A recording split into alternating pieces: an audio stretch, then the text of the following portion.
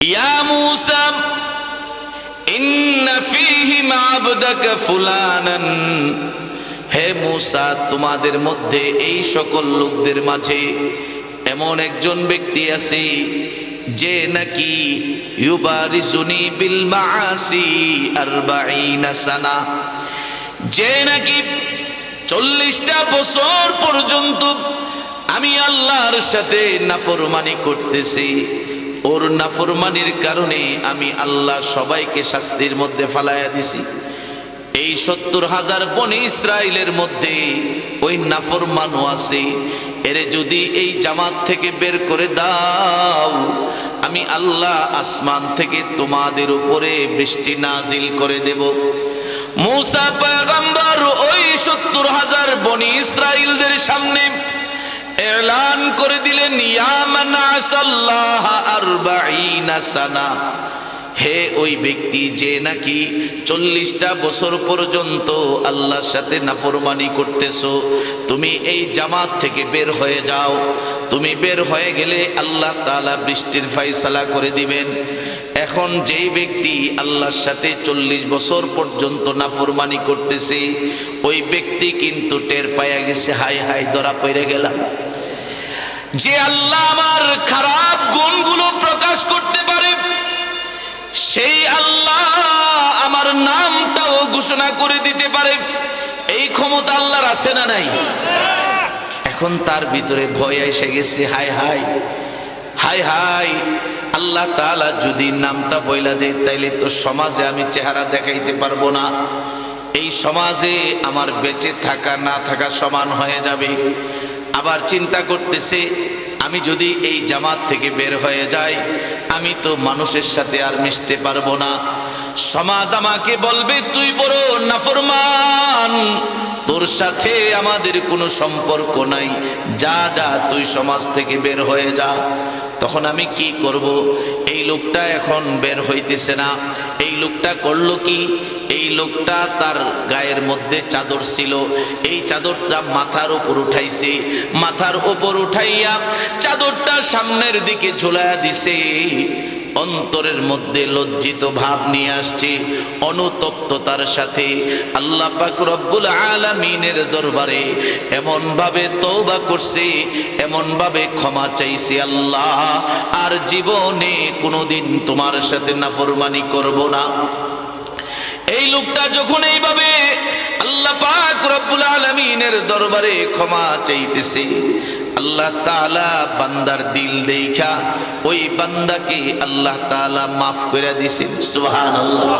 মুহূর্তের মধ্যে আকাশ মেঘাচ্ছন্ন হয়ে গেছে, বৃষ্টি পড়া শুরু হয়ে গেছে।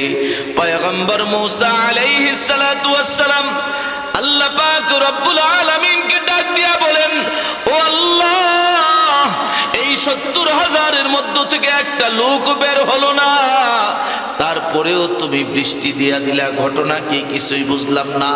একটু আগে বললা নাফরমান যদি বের হয় তাইলে তুমি বৃষ্টি দিবা, কিন্তু কেউ বের হলো না, তারপরেও তুমি আমাদেরকে বৃষ্টি দিয়া দিলা, ঘটনা কি? আল্লাহ তাআলা ডাক দিয়া বলেন, ও পয়গম্বর মূসা, যার কারণে আমি আল্লাহ বৃষ্টি বন্ধ রেখেছিলাম, আমি আল্লাহ তাকে উসিলা বানাইয়া তার কারণে আবার তোমাদের উপর বৃষ্টি নাজিল করে দিলাম। যারা আমরা নামাজ পড়ি না, যারা আমরা বিভিন্ন খারাপ গুনাহের সাথে জড়ায় গেছি, সুদের সাথে জড়ায় গেছি, বিভিন্ন রকম এনজিওর কাছ থেকে সুদে টাকা আইনা জীবনযাপন করতেছি, টেনশন মুক্ত, চলক না, অসুবিধা কি আছে? না না, এটা অপরাধ, এটা গুনাহ। আমার আল্লাহ যদি নারাজ হয়ে যায় তাহলে কিন্তু আমিও গজবের মধ্যে ফিরে যাব। এই জন্যে ভাই, আল্লাহ যখন মায়া করে দয়া করে আমাদেরকে মুসলমান বাবার ঘরে জন্ম দিছেন, এই জন্যে মুসলমানের যে কাজ, মুসলমানের কাজ হলো গুনাহমুক্ত একটা সুন্দর জীবন আল্লাহকে উপহার দেওয়া। এখন গুনাহমুক্ত জীবনটা উপহার দিবেন কেমনে? আল্লাহ তাআলা জানায় দিচ্ছেন যে মানুষ হিসেবে তোমার গুনাহ হইতেই পারে, এজন্যে তুমি নিরাশ হয়ে যেও না, তুমি নিরাশ হয়ে যেও না। লা তাকনাতু মির রাহমাতিল্লাহ, আল্লাহর রহমত থেকে নিরাশ হয়ে যাও না। আল্লাহ তাআলা জানাই দিচ্ছেন ومن يعمل سوءا أو يظلم نفسه ثم يستغفر الله يجد الله غفورا رحيما।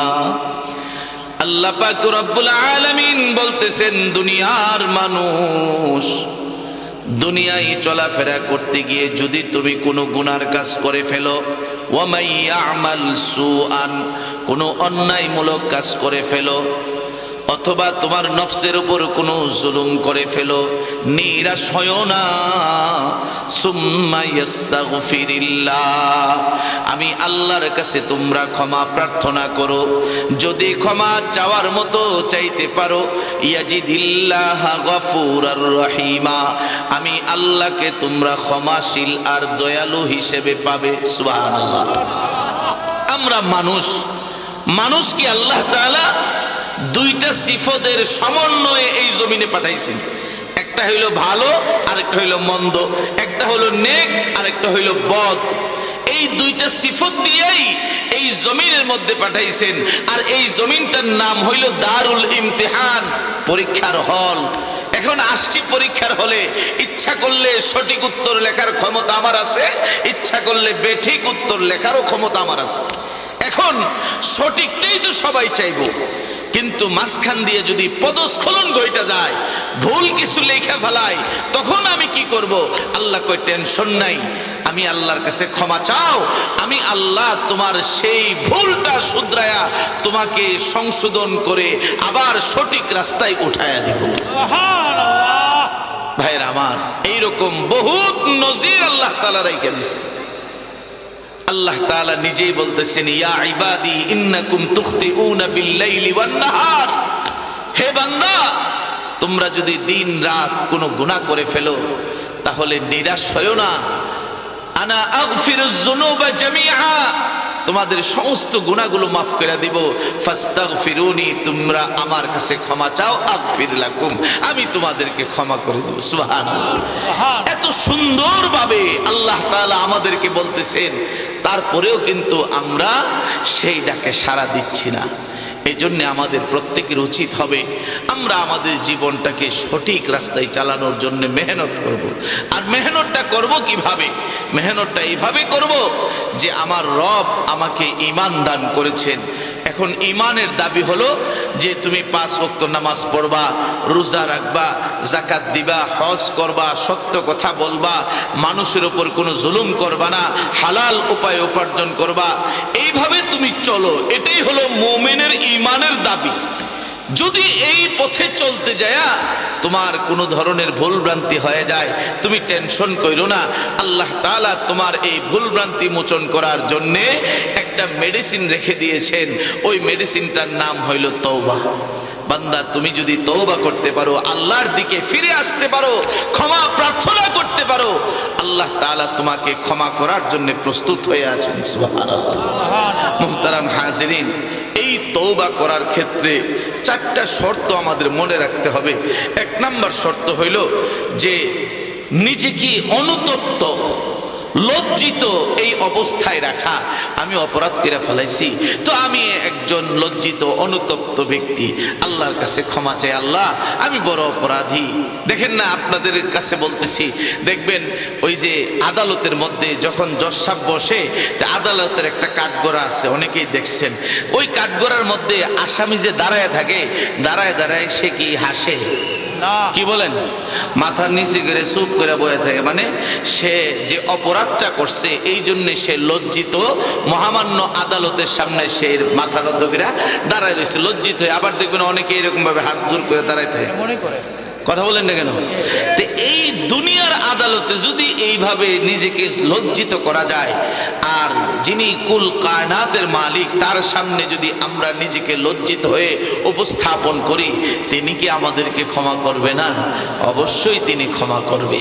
এই জন্য প্রথম শর্ত হইল লজ্জিত হওয়া, অনুতপ্ত হওয়া। 2 নম্বর শর্ত হলো যে গুনাহ থেকে তওবা করতেছেন এই গুনাহ এখনই ছাইরা দিতে হবে, এটা বারবার করা যাবে না। 3 নম্বর হলো ভবিষ্যতে গুনাহ করব না, এই কথার উপর দৃঢ় সংকল্প করতে হবে, না আর কোনো গুনাহ করব না। এই হইল 3 নাম্বার। 4 নাম্বার হলো এই গুনাহটা যদি বান্দার কোনো হকের সাথে সম্পৃক্ত থাকে তাহলে আগে বান্দার কাছে মাফ চাইতে হবে, এরপরে আল্লাহর কাছে মাফ চাইতে হবে। এই হলো 4টা শর্ত। এখন আসেন, এই যে লজ্জিত হওয়া, অনুতপ্ত হওয়া, আল্লাহ আর করব না, এটার কি ফজিলত দেখেন। হযরত মূসা আলাইহিস সালাতু ওয়াস সালামের জামানায় একবার দুর্ভিক্ষ দেখা দিছে, কঠিন দুর্ভিক্ষ, বৃষ্টি হয় না, জমিন শক্ত হয়ে একদম ফাইটে গেছে, ভাগ ভাগ হয়ে গেছে। বনি ইসরাইল আইসা বলতেছে, পয়গম্বর অবস্থা খুবই খারাপ, আপনি আল্লাহর একটু বুঝাইয়া কোন না, আল্লাহ যেন আমাদেরকে বৃষ্টি দেয়, আর এই বৃষ্টির উসিলায় আল্লাহ তাআলা যেন আমাদের রিজিকের ব্যবস্থা করে দেয়। সুবহানাল্লাহ। বৃষ্টি দেওয়ার মালিক কে? আল্লাহ। আর একটু জোরে বলেন। আওয়াজ কিন্তু কইমা গেছে, বোঝা গেছে। এই বৃষ্টি দেওয়ার মালিক কে? আল্লাহ। ডোনাল্ড ট্রাম্প বৃষ্টি দিতে পারবো? না। ভ্লাদিমির পুতিন দিতে পারবো? না। দুনিয়ার কোনো শক্তি নাই এক ফোঁটা বৃষ্টি আসমান থেকে নাজিল করার। সুবহানাল্লাহ। মূসা আলাইহিস সালাতু ওয়াস সালাম বলতেছেন, ঠিক আছে তোমরা আবেদন করছো, কালকে আসো, মাঠে যাই, আমরা সবাই মিলে আল্লাহর কাছে দরখাস্ত করি। সবাই মিলে দরখাস্ত করবে ময়দানে। পরের দিন সকালবেলা সবাই গেছে, যাওয়ার পরে মূসা আলাইহিস সালাতু ওয়াস সালাম বলতেছেন, আল্লাহ আপনি তো দেখতেছেন আমরা বড় কষ্টে আছি, একটু ব্যবস্থা করে দেন না, আমরা তো আপনার গোলাম, আমরা আপনার কাছে দরখাস্ত করতেছি। আল্লাহ তাআলা ডাক দিয়া কয়, ইয়া মূসা ইন্না ফীহিম আবদাকা ফুলানান, হে মূসা তোমাদের মধ্যে এই সকল লোকদের মাঝে এমন একজন ব্যক্তি আছে যে নাকি ইউবারিজুনি বিল মাআসি 40 সানা, যে নাকি 40টা বছর পর্যন্ত আমি আল্লাহর সাথে নাফরমানি করতেছি, ওর নাফরমানির কারণে আমি আল্লাহ সবাইকে শাস্তির মধ্যে ফালাইয়া দিছি। এই 70,000 বনি ইসরাইলের মধ্যে ওই নাফরমানও আছে, এরে যদি এই জামাত থেকে বের করে দাও, আমি আল্লাহ আসমান থেকে তোমাদের উপরে বৃষ্টি নাজিল করে দেব। মূসা পয়গম্বর ওই 70,000 বনি ইসরাইলদের সামনে এলান করে দিলেন, ইয়া মান আসাল্লাহ 40 সানা, হে ওই ব্যক্তি যে নাকি 40টা বছর পর্যন্ত আল্লাহর সাথে নাফরমানি করতেছো, তুমি এই জামাত থেকে বের হয়ে যাও। তুমি বের হয়ে গেলে আল্লাহ তাআলা বৃষ্টির ফয়সালা করে দিবেন। এখন যেই ব্যক্তি আল্লাহর সাথে 40 বছর পর্যন্ত নাফরমানি করতেছে, ওই ব্যক্তি কিন্তু টের পাইয়া গেছে, হাই হাই ধরা পড়ে গেলাম। যে আল্লাহ আমার খারাপ গুণগুলো প্রকাশ করতে পারে, সেই আল্লাহ আমার নামটাও ঘোষণা করে দিতে পারে, এই ক্ষমতা আল্লাহর আছে না নাই? এখন তার ভিতরে ভয় এসে গেছে, হাই হাই হাই হাই, আল্লাহ তাআলা যদি নামটা বইলা দেয় তাইলে তো সমাজে আমি চেহারা দেখাইতে পারবো না, এই সমাজে আমার বেঁচে থাকা না থাকা সমান হয়ে যাবে। আবার চিন্তা করতেছে, আমি যদি এই জামাত থেকে বের হয়ে যাই, আমি তো মানুষের সাথে আর মিশতে পারবো না, সমাজ আমাকে বলবে তুই বড় নাফরমান, তোর সাথে আমাদের কোনো সম্পর্ক নাই, যা যা তুই সমাজ থেকে বের হয়ে যা। তখন আমি কি করব? এই লোকটা এখন বের হইতেছে না, এই লোকটা করলো কি? এই লোকটা তার গায়ের মধ্যে চাদর ছিল, এই চাদরটা মাথার উপর উঠাইছে, মাথার উপর উঠাইয়া চাদরটা সামনের দিকে ঝুলাইয়া দিছে, অন্তরের মধ্যে লজ্জিত ভাব নিয়ে আসছে, অনুতপ্ততার সাথে আল্লাহ পাক রব্বুল আলামিনের দরবারে এমন ভাবে তওবা করছে, এমন ভাবে ক্ষমা চাইছে, আল্লাহ আর জীবনে কোনোদিন তোমার সাথে নাফরমানি করব না।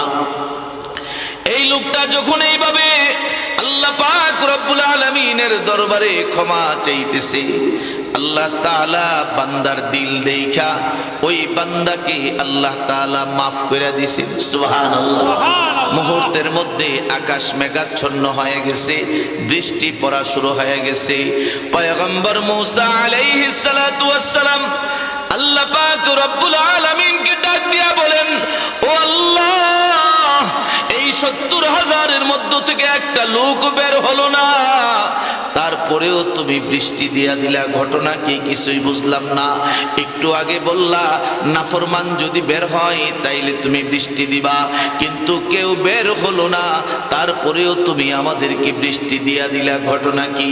আল্লাহ তাআলা ডাক দিয়া বলেন, ও পয়গম্বর মূসা, যার কারণে আমি আল্লাহ বৃষ্টি বন্ধ রেখেছিলাম, আমি আল্লাহ তাকে উসিলা বানাইয়া তার কারণে আবার তোমাদের উপর বৃষ্টি নাজিল করে দিলাম। মুসা আলাইহিস সালাতু ওয়াসসালাম এখন বলতেছেন, আল্লাহ তাইলে তো বোঝা গেল ওই নাফরমান আল্লাহ আপনার কাছে তওবা কইরা সে এখন আপনার বান্দা থেকে বন্ধু হয়ে গেছে, এখন এর নামটা একটু কন্যা দেখি, আমি তার সাথে বুকের সাথে বুক মিলিয়া একটু মুয়া ডাকা করি, তার সাথে একটু সম্পর্ক তৈরি করি। আল্লাহ তাআলা ডাক দিয়া কয়, মুসা যখন সে আমার নাফরমানি করছে, আমার সাথে বেয়াদবি করছে, তখনও কিন্তু আমি আল্লাহ তার নামটা ঢাইকা রাখছি, আমি ঘোষণা করি নাই। আজকে সে আমার বন্ধুর দফতরে নাম লেখায় ফেলাইছে, আমার বন্ধুর যে লিস্ট আছে এই দফতরে তার নাম উঠে গেছে, আজকে তার নাম বইলা তাকে আর ছোট করতে চাই না, আমি আল্লাহ তাকে আরো সম্মান বাড়ায় দিছি। ভাইয়ের আমার, যেই জন্য কথাটা বললাম, অনুতপ্ত হওয়া, লজ্জিত হওয়া, এটার দ্বারা ইজ্জত কমে না, বরং ইজ্জত বাড়ে। এই যে এত বড় রাত, আপনি গভীর রজনীতে উঠা রবের কাছে একটু সেজদা দিয়া কান্দেন না, দেখেন কি হয়। সারা পৃথিবীতে যত শান্তি আছে সব যদি এক পাল্লায় রাখা হয়, আর শেষ রজনীতে উঠা রবের দরবারে যদি চোখের পানি ছাড়তে পারেন, ওইটা হবে সবচাইতে বড় শান্তি। কথা বলেন ঠিক কিনা? ভাইরা আমার, এই জন্য আপনাদের কাছে আমার একটাই কথা, দুনিয়ায় চলাফেরা করতে গেলে ভুল ভ্রান্তি হবেই, এই জন্য টেনশন করার কিছু নাই। আল্লাহ তো রাস্তা তৈরি করে রাখছেন, বান্দা তুমি আমার কাছে ফিরে আসো, আমার দিকে প্রত্যাবর্তন করো, আমার দিকে রুজু হও, আমার কাছে ক্ষমা প্রার্থনা করো, আমি ক্ষমার দরজাটা খুলে রাখছি, যখনই ক্ষমা চাইবা তখনই আমি রেডি। মনে করেন আমার আল্লাহ কি ঘুমায়? কি বলেন?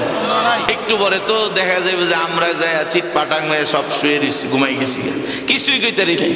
আবার মনে হয় যে মশা আমারে কামড়াই দিছে, আমার খবরও নেই, আছে না এরকম? কিন্তু আল্লাহ তাআলা বলেন, বান্দা তোর ঘুম আছে কিন্তু আমি আল্লাহর ঘুম নাই। লা তাখুযুহু সিনাতু ওয়ালা নাওম, আল্লাহর ঘুমও নাই, তন্দ্রাও নাই। মাঝে মধ্যে এই যে এখানেও মাহফিলে বইয়ে অনেকে দেখা গেছে এমনি ঠাস করে পড়ে থাকে, এটারে কি বলে? উঙ্গানি। আমাদের ব্রাহ্মণবাড়িয়ার ভাষা হইলো উঙ্গানি, আর শুদ্ধ ভাষা হইলো তন্দ্রা। তো এটা একটু বুঝছেন, এই উঙ্গানি ভাবও নাই। কারণ যদি আল্লাহ তাআলার উঙ্গানি ভাব থাকে, আল্লাহর যদি ঘুম থাকে, এই যে সাগরের মধ্যে বড় বড় জাহাজ চলতেছে, একটা গ্রামের সমান, একটা পাড়ার সমান একটা জাহাজ, এই জাহাজগুলি সাগরের মধ্যে কোনো কুল কিনারা নাই, কিছু নাই। ঝড় তুফান যখন বড় বড় ঢেউ শুরু হয়ে যায়, তখন এই জাহাজ থেকে বৈশা বৈশা যে আল্লাহকে ডাকে, আল্লাহ যদি ওই সময় ঘুমায় থাকে কি অবস্থা হইব? ময়রা দিয়ে সব সাফ হয়ে যাবে। ওই সময় আল্লাহ কয়, বান্দা তোর কঠিন মুসিবতের সময় আমি সজাগ থাকি, যদি তুই আমারে ডাক দেস, ডাক দিতে দেরি, আমি আল্লাহ তোকে মুসিবত থেকে উদ্ধার করতে দেরি করব না। এটাই হলো বাস্তবতা। আল্লাহ তাআলা বান্দার এই দুইটা ঠোঁটের দিকে তাকায় থাকেন যে বান্দা কখন আমারে ডাক দিবে। এই জন্য ভাই বলতেছিলাম যেই কথা, যে আল্লাহর কাছে যদি আমরা ক্ষমা চাই, সব সময় যদি ইস্তেগফারের হালতে থাকতে পারি, আল্লাহ তাআলা বেশি খুশি হন। এজন্য হাদিসের মধ্যে আসছে, মান লাজিমাল ইস্তেগফার, যে ব্যক্তি ইস্তেগফারের আমলকে নিজের মধ্যে লাজিম করে নিবে, অর্থাৎ কন্টিনিউ সব সময়, যখনই তার সময় আসবে আস্তাগফিরুল্লাহ আস্তাগফিরুল্লাহ আস্তাগফিরুল্লাহ, এই আমলটুকু করবে, আল্লাহ তাআলা তার যত রকম বিপদ আছে, রিজিকের মধ্যে সংকীর্ণতা আছে, আল্লাহ তাআলা সব কিছু দূর করে দিবেন। সুবহানাল্লাহ। ওয়া মিন কুল্লি হাম্মিন ফারাজা, যত পেরেশানি আছে, দুশ্চিন্তা আছে, সব আল্লাহ দূর করে দিবেন। এই জন্য আমল কি বলেন? আমল কি? আস্তাগফিরুল্লাহ। আমার সাথে পড়েন, আস্তাগফিরুল্লাহ, আস্তাগফিরুল্লাহ, আস্তাগফিরুল্লাহ। কারণ আজকে আমার ব্যবসা বাণিজ্য খারাপ যাইতেছে, আমার নিশ্চয়ই কোনো গুনাহ আছে, ওই কারণে আল্লাহ একটু ব্যবসার মধ্যে একটু আটকায় দিছে। এখন আপনি কি করতেছেন? আপনি হাই হাই রে, এখন ফিসা হুজুরের কাছে পানি পরা আনতে হইব। দেখেন অবস্থা কি, ফিসা হুজুরের হাদিয়া দিতে হইব, পানি পরা আনতে হইব, এই দূরতেছে ইমাম সাহেব হুজুর অবস্থা ভালো না, ব্যবসা বাণিজ্য খুব খারাপ। কি হয়েছে আপনি? মানে এর ব্যবসা বাণিজ্য খারাপ, হ্যাঁ একদম শেষ, এখন পানি ভরা লাগবে, নাইলে একটা তাবিজ লিখে দেন দোকানের দরজার মধ্যে টানাই দিন। আরে বাবা এত কিছুর তো দরকার নাই, আল্লাহ তো প্রেসক্রিপশন দিয়েই দিছে। হ্যাঁ আল্লাহ প্রেসক্রিপশন দিয়ে দিছে, বান্দা আমার কাছে ইস্তেগফারের আমলটা বেশি বেশি করো, আস্তাগফিরুল্লাহ, আস্তাগফিরুল্লাহ, আস্তাগফিরুল্লাহ করো। দেখবা আমি আল্লাহ তোমার সব ব্যবসা বাণিজ্যের মধ্যে যত বাধা বিপত্তি আছে সব দূর করে দিয়ে ব্যবসার মধ্যে আমি আল্লাহ বরকত দিয়ে। রিজিকের মালিক কে? এই আবার আওয়াজ ছুটে গেছে, রিজিকের মালিক কে? আরো জোরে ঘুমাই কে রাখেন, আমি কিন্তু দেখতেছি লারা ছাড়া দেবো, একটু পরে ঘুমাইন, অসুবিধা নেই, আমি গেলে ঘুমাইন। কারণ আপনাদের কষ্ট হইতেছে, আমি বুঝতেছি কষ্ট হইতেছে। কষ্ট হইলে তো এটা ঠিক না। যখন আপনি একটা পাত্রে কিছু জিনিস রাখবেন, এখন এই পাত্রটা যদি রাখার মতো উপযুক্ত না হয়, এই জিনিসটা রাখা না রাখা সমান না। এই জন্যে আপনারা যদি কথাগুলি শুনতে যদি বিরক্ত বোধ করেন, তাইলে আমার এই কথা বলা না বলা সমান। এই জন্য আপনাদের কাছে আমার অনুরোধ থাকবে, আমি আর বেশি সময় নিব না, হুজুর আসতে আসতে যতটুকু সময় লাগে, হ্যাঁ কথা শেষ করে ফেলবো। তো যেই কথা বলতেছিলাম, ব্যবসা বাণিজ্য বলেন, রোগ সুখ বলেন, যত মুসিবত আসুক না কেন ক্ষমা চাইবো কার কাছে? আর ইজ্জত বাড়ায় দিবেন কে? আল্লাহ। মাল্লাসিমাল ইস্তিগফার জাআলাল্লাহু লাহু মিন কুল্লি দীকিন মাখরাজা। আল্লাহ তাআলা রিজিকের যত ঘাটতি আছে, সংকীর্ণতা আছে, সেখান থেকে আল্লাহ তাআলা আমাদেরকে উঠাইয়া দিবেন, সুবহানাল্লাহ। ওয়া মিন কুল্লি হাম্মিন ফারাজা। আল্লাহর নবী বলেন, যত দুশ্চিন্তা আছে, যত পেরেশানি আছে, মানসিক যত যন্ত্রণা আছে, সব কিছু আল্লাহ তাআলা দূর করে দিবেন যদি তুমি আস্তাগফিরুল্লাহ, আস্তাগফিরুল্লাহ, আস্তাগফিরুল্লাহ এই আমলটা সব সময় করতে পারো। এ মুসলমান ইমানদার, আল্লাহর নবী বলেন, ওয়ায়ারযুকুহু মিন হাইসু লা ইয়াহতাসিব। বান্দা এই ইস্তিগফারের আমল যদি তুমি কন্টিনিউ করতে পারো, আল্লাহ তাআলা তোমার রিজিক এমন জায়গা থেকে ব্যবস্থা করে দিবেন যা তুমি কোনোদিন কল্পনাও করতে পারো নাই। এ মুসলমান, আল্লাহর নবীর একজন সাহাবী অনেক দিন যাবৎ ক্ষুধার্ত, ঘরের মধ্যে চুলা জ্বলে না, নবীজির দরবারে চলে গেলেন। নবীজি সাল্লাল্লাহু আলাইহি ওয়াসাল্লামের কাছে যেয়া বলতেছেন, পয়গম্বর আমার বাচ্চা কাচ্চা নিয়া, পরিবার নিয়া বড় কষ্টে আছি, ওগো পয়গম্বর একটু নসিহত করেন, একটু নসিহত করেন। আল্লাহর নবী তখন বলতেছেন, সাহাবী তুমি ইস্তিগফারের আমল করো, আস্তাগফিরুল্লাহ, আস্তাগফিরুল্লাহ, আস্তাগফিরুল্লাহ, তুমি ইস্তিগফারের আমল করো। সাহাবী আর কোন রাস্তায় ঘুরে নাই, কারো দরজায় যায় নাই, সাহাবী দৌড়ায় বাসায় চলে গেছে, কারণ রাসূলের প্রেসক্রিপশনের উপরে আর কোনো প্রেসক্রিপশন নাই। বাড়িতে যাওয়ার পরে বিবি জিজ্ঞাসা করতেছে কোনো ব্যবস্থা হলো কিনা। ওই সাহাবী তখন বলতেছেন, বিবি আল্লাহর নবী আমল দিয়ে দিছেন ইস্তিগফারের আমল, আমি নিজেও করতেছি, তুমিও করো, সন্তানদেরকেও বলো ইস্তিগফারের আমল করতে। আল্লাহর নবীর সাহাবী তিনি নিজেও ইস্তিগফারের আমল করতেছেন, বিবিও আমল করতেছেন, সন্তানরাও আমল করতেছেন। এইভাবে একদিন দুই দিন পার হয়ে গেছে, কোনো কিছুর ব্যবস্থা হয় না। ওই জামানায়, এখন তো আমাদের দেশে কত সুন্দর সুন্দর টয়লেট দেখা যায়, হ্যাঁ, হাই কোমোড, লো কোমোড, কত কিছু যে আছে। ওই জামানায় ওই ধরনের শৌচাগার, এইরকম হাজত পুরা করার তেমন কোনো ব্যবস্থাপনা ছিল না। ওনারা মরুভূমিতে অনেক দূরে চলে যেতেন, ওইখানে যে একটু আড়ালে বৈশা ইস্তেঞ্জার হাজত সারতেন। তো সাহাবী 2 দিন পরে ওই ইস্তেঞ্জার হাজত সারার জন্য মরুভূমিতে অনেক দূরে চলে গিয়ে হাজত সারতেছেন। ওই মুহূর্তে দেখেন জমিনের নিচ থেকে একটা ইঁদুর একটা আশরাফি মুদ্রা, স্বর্ণ মুদ্রা আইনা ওনার সামনে রাখে, আবার গড়তে যায়, আবার আইসা একটা স্বর্ণ মুদ্রা রাখে। এইভাবে 14 বার আসা যাওয়া কইরা 14টা স্বর্ণের টুকরা সাহাবীর সামনে রাইখা দিছে। সুবহানাল্লাহ। কতদিন যাবত ঘরে চুলা জ্বলে না, খাবারের কোনো ইন্তজাম নাই। এগুলি দেখা মাত্রই তো এগুলোই তো বাজারে যাওয়ার কথা আছে নাকি? আমরা হইলে তো এটাই করলাম। এখন এটা হালাল না হারাম আছে এর বিষয়। আগে কি, আগে বাজার করো, আগে খাও, রান্না বান্না করো, এরপরে রাসূলের দরবারে যায় খাতির জমায়া কমুনে, এইরকম একটা ভাব।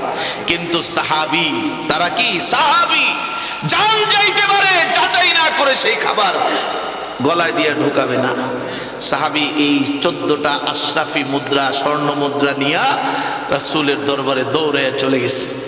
যায় বলতেছেন, ইয়া রাসূলুল্লাহ, ইয়া হাবিবাল্লাহ, ওগো নবীজি, আমি এই রকম হাজত সারার জন্য মরুভূমিতে দূর এক জায়গায় গিয়েছিলাম, হাজত শেষ করতেছিলাম। ওই মুহূর্তে এই একটা ইঁদুর আমার সামনে একটা একটা করে স্বর্ণ মুদ্রা রেখে গেছে। ওগো নবীজি, এই স্বর্ণ মুদ্রাগুলো দিয়ে আমি কি করতে পারি? আল্লাহর নবী তখন ডাক দিয়া বলেন, সাহাবী, তুমি ইস্তিগফারের উপর যে আমলটা করেছো, আল্লাহ তাআলা তোমার এই আমলটাকে পছন্দ করেছেন। আল্লাহ তাআলা এমন জায়গা থেকে তোমার রিজিকের ব্যবস্থা করে দিয়েছেন যা তুমি কোনোদিন কল্পনাও করো নাই। সুবহানাল্লাহ। মাল্লাজিমাল ইস্তিগফার জাআলাল্লাহু লাহু মিন কুল্লি যিকিন মাখরাজা ওয়া মিন কুল্লি হাম্মিন ফারাজা ওয়া ইয়ারযুকহু মিন হাইসু লা ইয়াহতাসিব। ইস্তিগফারের আমলের এত দাম, এজন্য বলতেছিলাম যে আমরা আমাদের এই জমিনের মধ্যে সমস্যা আসবে, ওই সমস্যা সমাধানের রাস্তাও আল্লাহ তাআলা আমাদেরকে দেখায় দিবেন। বান্দা, কোনো টেনশন করিস না, আমি আল্লাহর দিকে রুজু হও, আমার কাছে ক্ষমা প্রার্থনা কর, আমার কাছে ক্ষমা চাও, আমি তোমার সব কিছুর ব্যবস্থা করে দেব। সুবহানাল্লাহ। মুহতারাম হাজিরিন, এই জন্য অনুতপ্ত হওয়া, লজ্জিত হওয়া, আল্লাহর দিকে রুজু হওয়া, এটা বড় দামি সিফত। আর এই সিফত যারা অর্জন করতে পারছে, চাই তার ঘরে খাবার নাই, কিন্তু আল্লাহর কাছে সে দামি হয়ে গেছে। ভাইরা আমার, দেখেন আল্লাহ পাক রব্বুল আলামিন এই যে আমাদের এই পৃথিবীতে বড় বড় বুজুর্গদেরকে রেখে দিয়েছেন। এই বুজুর্গরা কেমনে বড় বুজুর্গ হয়েছে? এই বুজুর্গরা তাদের নিজেদেরকে আল্লাহর দিকে ফিরিয়ে দিছে, আল্লাহর কাছে নিজেকে ক্ষমা প্রার্থনার হালতের মধ্যে রাখছে, আল্লাহ তাদেরকে বড় বানায় দিচ্ছেন। এই জন্য আমরাও যদি বড় হতে চাই, আমাদের প্রত্যেকের উচিত হবে আমরাও যেন আল্লাহর কাছে বেশি বেশি ক্ষমা প্রার্থনা করি। তো ক্ষমা প্রার্থনার ক্ষেত্রে যেই জিনিসটা বললাম, 1 নাম্বার হলো লজ্জিত হওয়া, অনুতপ্ত হওয়া। 2 নাম্বার হলো যে ভবিষ্যতে আর করব না, এই কথার উপর দৃঢ় সংকল্প করা। 3 নাম্বার হলো এখনই সেই গুনাহ ছেড়ে দিতে হবে। 4 নাম্বার হলো এই গুনাহটার সাথে যদি বান্দার কোনো হকের সম্পৃক্ততা থাকে, আগে বান্দার কাছে ক্ষমা চাইবেন, এরপরে আল্লাহর কাছে ক্ষমা চাইবেন। এই 4টা শর্ত দিয়া তারপরে আল্লাহর কাছে যদি আমরা তওবা করতে পারি, আমরা আল্লাহর কাছে মাপ পাইতে পারি। তা না হলে আল্লাহর কাছে কিন্তু মাপ পাওয়ার কোনো রাস্তা নাই। আমরা পারবো তো ইনশাআল্লাহ? সবাই পারবো তো ইনশাআল্লাহ? এখন আসেন